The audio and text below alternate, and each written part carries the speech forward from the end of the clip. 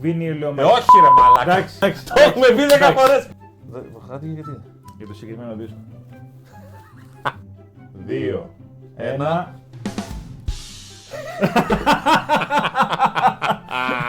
Χρωματικά ταιριάζουμε. Το ξέρεις ότι έχασες. Δεν νομίζω ότι έχασα. Καταρχάς μου έχεις φέρει κάτι εντελώς εμπορικό. Όσο ωραίος και να είναι, σαν δίσκος και μεγάλο συγκρότημα και να είναι. Εγώ σου έχω φέρει κάτι αποκλειστικό. Πόσοι έχουν αυτό το δίσκο, πόσοι έχουν αυτόν. Είμαστε μια μικρή ελίτ.